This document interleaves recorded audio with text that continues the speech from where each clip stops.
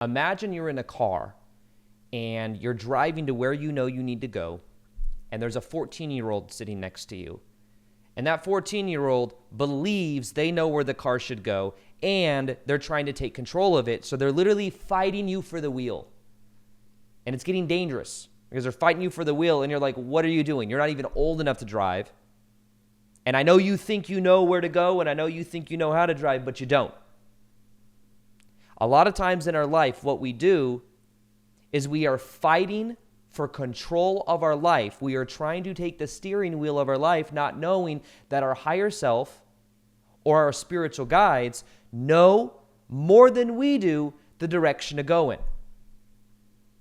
And funny enough, even when I share that analogy of a kid trying to take the steering wheel to go where the kid thinks it wants to go, a lot of times the childhood trauma that we may have experienced when we were kids may be why there's a need to control. Because control felt safe. There was a moment in childhood where there was a lack of safety, feeling not safe, and then there was a moment of control somehow, whether a parent stepped in and controlled something, or there was a certain level of control somehow that then caused safety. And then the belief is, I must control things in my life because when things are out of control, chaos can happen. Here's the challenge with that. All magic happens in the unknown.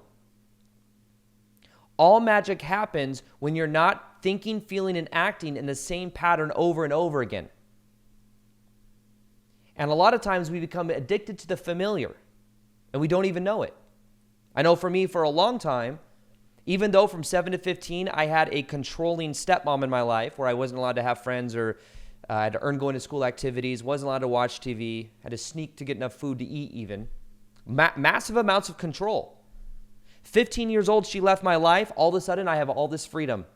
I'm allowed to have friends. I'm allowed to get enough food to eat. I gained 20 pounds in like 3 months. My whole entire life shifted. But you want to know something interesting? There was something about that felt scary. There was something about that felt like anything can happen. There was anxiety even. And interestingly enough, I remember that when my ex-stepmom left my life, then I would do one of two things. I would either attract someone into my life that was the same personality as my ex-stepmom, that was controlling, because subconsciously there was a need I had, subconsciously, wasn't aware of it, where I felt comfortable and safe with someone that was controlling me. So it was either a jealous ex-girlfriend, and then funny enough, broke up with her after 4 years of being with her. 3 years too long. I had a pattern of staying in relationships longer than was healthy because that was modeled to me growing up with my dad being in a relationship with someone that was controlling for 7 years, which is about 5.5, 6 years beyond what was healthy. But nonetheless, broke up with her. Within 1 week, I get transferred to a different shoe department when I worked at Nordstrom's shoe in women's shoes with a manager that was the same personality as my ex-stepmom. Control felt safe. Even though I didn't like it, I would fight for freedom, just like I was fighting for freedom, and things weren't fair. When I, 7 to 15 years old, things weren't fair. We had to fight for freedom. Here's an interesting thing. We weren't allowed to share with anybody else about what was going on in the household because we would get in trouble. And you want to know something interesting? In that 9-to-5 job selling women's shoes, the manager, all the employees, there were like 9 or 10 of us. We were not, if we went to HR and tried to share about how she was talking to us and how the kind of things that she got away with, we would get in more trouble. Same thing would happen from 7 to 15 years old. My brother and I, we had to go to a therapist one time, and we mentioned one thing once, and we got in so much trouble, and she was so mad for so long that we never said anything again. And the same way, one person went up to HR one time and then got in so much trouble. She had to close every night for weeks. She got the schedule that was the worst. Well, I don't want to close every night. Stay in line. Control felt safe. And then what happened is I actually forgave my ex-stepmom, which I went through a spiritual awakening in 2012. And then realize that that control, that pressure that was created from 7 to 15 is actually what allowed me to go through a spiritual awakening. And as I forgave my ex-stepmom and let go of that energy field within my pattern, interestingly enough, that manager left my life. The girlfriend left my life, and then because I broke up with her, and then right after that, the manager was in my life for like 2 or 3 years. We could not get her fired because we couldn't go to HR because we couldn't share anything. But then what happened is something dumb. Like it wasn't dumb, but she like emailed somebody something that was inappropriate, and there was proof of it, and she then got fired like randomly, really quickly. But it was literally within 2 weeks of me doing this inner healing work, which begs the question is reality just a reflection of what we believe to be true? So interestingly enough, as I was doing that inner work and forgiving, that energy inside of my field, it's like my outer reality began to change as a reflection. Because think about it, if we have a belief or something inside our field that says life is unfair, people treat me this way, I have to fight for my freedom, then that's inside of our field. And if we don't forgive, and that's what forgiveness really is, forgiveness is letting go of that energy inside the field, then it stays active and we continue to either attract people into our life to reflect it back, or we pull out of people the aspects that show that. This is an interesting esoteric concept I'm about to share with you. Now, everything comes as a reflection of those beliefs. Now, what if the people have you ever had some people that bring out the best qualities in you? And then some other people that bring out the worst qualities in you? And when you're around them, either it's debauchery and it's the worst qualities in you, or it's this heavenly feeling you feel where you just feel really good and you feel really magnetic. I've had people before that do that in different ways in my life, but also I remember one time with an ex-girlfriend of mine, there was this thing that happened where I was didn't even understand why I did this, but then I look back and see maybe we were projecting things back to each other because it was active in our field. For example, one of her triggers was that if she was ever on a date, we dated for a year, and I remember going out, and there were times, and I worked a 9-to-5 job selling women's shoes, so I wasn't at the level of success that I'm at now. And in that mode, normally I would pay, and she had a job where actually she was making more money than me. But we'd go and I would pay, and then sometimes she would want to contribute, and I'd be like, no, don't worry about it. If you want, you can tip. That's what I'd say. So if you want, you can tip if you want. And then she would tip, but then she expressed to me a month later that she was so triggered anytime I would say that. And when I said, you can tip if you want, that was not something I had ever done before. It was literally I just felt called to say it. Well, you don't have to put in anything. This is on me. Unless you want to tip. And then what she told me is that she had an ex-boyfriend that would always do that would always say, you can tip, and that would trigger her because it's either you're going to take care of dinner or you're not. But that was a trigger of hers. And I was I had no idea, and I never even normally do that. I literally felt not that I'm trying to blame it on her energy. All I'm saying is in many ways, we reflect back to each other the things that are within our field. And people are responding to the aspects of the energies we are familiar with. So in an interesting way, this takes a lot of ownership too.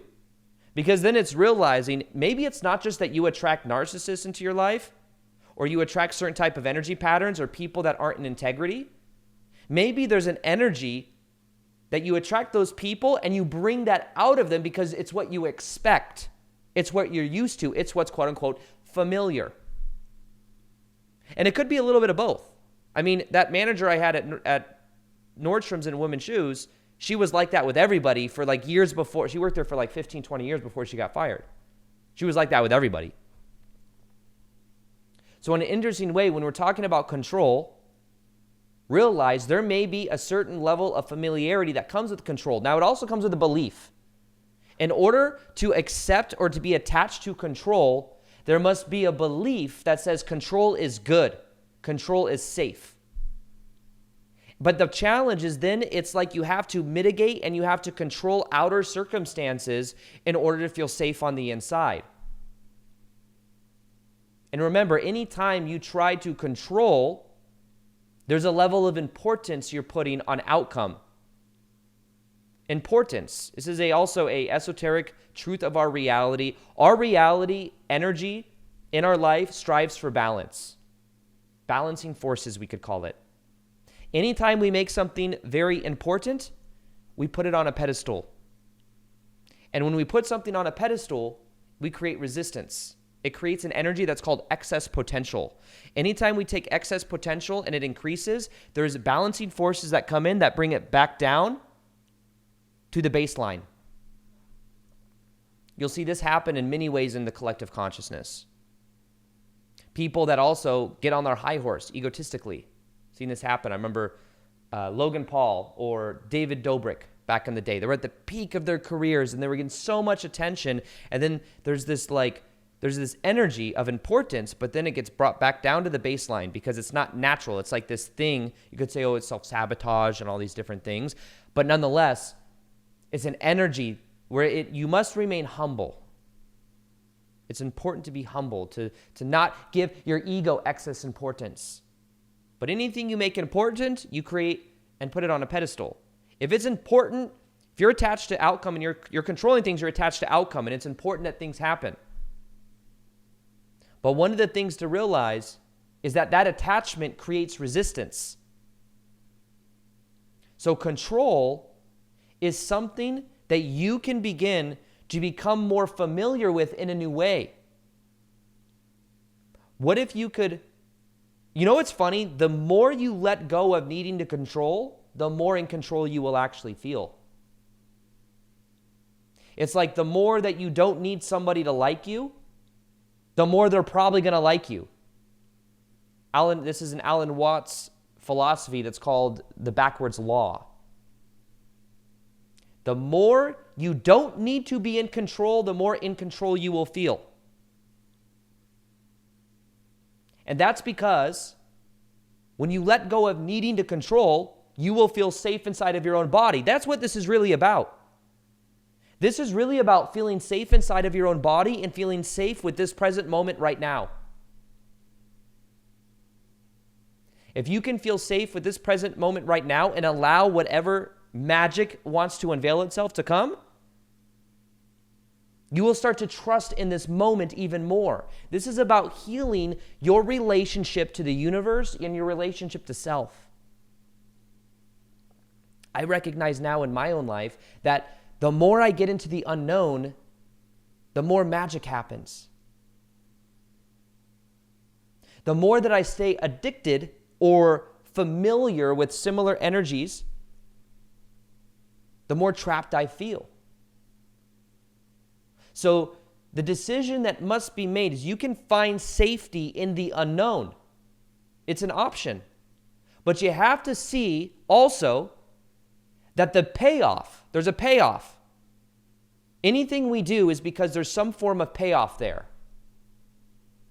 That payoff could be I get the payoff of validation or approval, or that payoff could be that I feel safe or secure in this present moment. There's some perceived positive payoff for you to do any habit, even a habit that's destructive.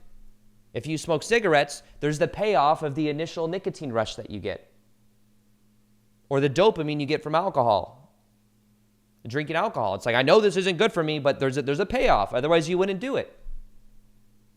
So has it ever worked out for you to control the outcomes on things? One thing you really can't control is relationships. Try to control relationships.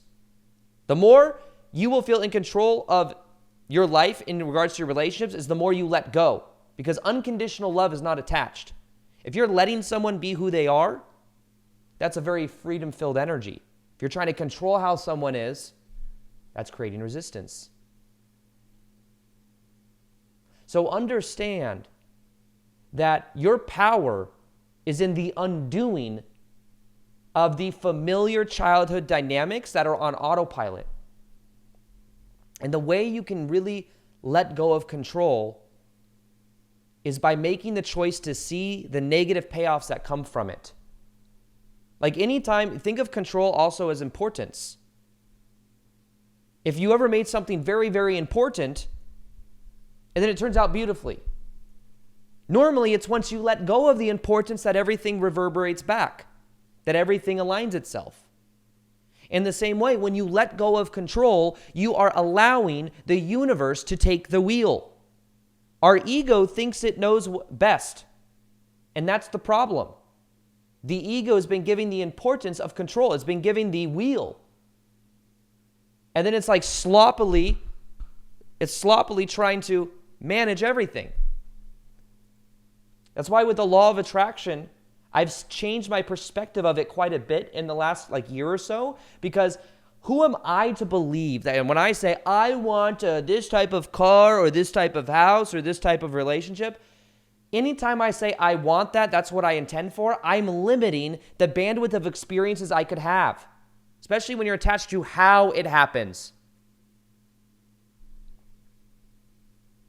So instead, there's energies that I choose on embodying in my body, knowing I will find, and the more I have the courage to step into the unknown, the more magic can be brought to me. So it's like I say, I want this, this, and this. There's these small little slivers of possible outcome and probability. But if you remain open, you allow the divine to bring you things beyond what the ego could even imagine.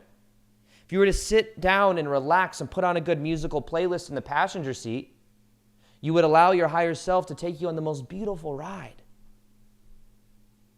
across the valleys, and maybe even quicker to the outcome you want than even the ego can imagine. And one of the things I found safety in as of recently is more so not looking towards outcome, looking to just simply follow my excitement. If you were to imagine your higher self on a mountaintop, looking down into the valley, and your ego's in the valley, the way that you get guided up that mountain towards your higher self is through the frequency of passion. It's through following your excitement. And every time you're following your excitement, you're moving up that mountain quicker. And anytime you think you know the right way, but you're not following your passion, or you're doing things because of an end, a means to an end, you veer off the path. You're going on these weird tangents. Maybe there's things to learn on those tangents, but it's taking you on a tangent when if you simply followed your passion, you'd get up the mountaintop, connected to your higher self in a very fun way. That's another aspect of this video too. It's very serious when you're trying to control things, because it's literally your survival. Literally, it's I must control the outcome of this thing. I must get this or that because I need to survive. Serious, heavy. Whereas if you loosen up the energy and you let go and you realize it's just an experience. We're here for a very short period of time on the planet. 100 years, it's not that long. If you have more fun, you enjoy the process, and you follow your excitement, you will be in a higher frequency state. And when you're in that higher frequency state, you see realities that are equal to that energy. You see higher probabilities when you're in excitement energy than you do when you're in this energy of control and needing to control things. So letting go of control is really about letting go of the past. It's about letting go of the belief that you can even find safety in the external. You find safety in the acceptance of the present moment right now. You find safety in the presence of you being inside of your own body. You can find safety in the unknown, knowing that it will bring you magic. The unknown is not scary. It doesn't have to be scary. It can be exciting. What they say anxiety is, the difference between anxiety and excitement is that anxiety is excitement. It's just being filtered through a negative belief system. I remember when I was in forensics debate in high school, when I would go to these debate tournaments, I'd be waiting outside this room to go and debate this other opponent, and there'd be judges. And I would be waiting, and it would be anxiety, fear, but really that was excitement, because in the moment I went into that room, the anxiety turned to excitement. I was excited to be there. When I run live events, there's a little bit of anxiety before I go on stage. By the time I'm on stage, I feel excited. It transforms itself immediately. It's just being filtered through a negative belief system of what can happen, what is the outcome. Here's another thing. When you make the intention of adding value to other people, and you know because you're living in the integrity of adding value, you can then trust that the universe will bring you everything that you need. The more I have the intention of adding value to others, it doesn't matter if I mess up or I forget what I'm saying. I remember speaking, I had my friend Kyle Cease come to this live event in Sedona once, and he was speaking, and it was so funny because the first day I was so worried. I did 4 days straight of like 10 hours a day of me speaking and teaching, and then I had some guests come in, some like guest speakers. However, I was so worried I was going to forget what I was going to say. I was this shame that was like, I need to control what I'm saying. I don't want to forget what I'm supposed to say. What if I forget mid-sentence?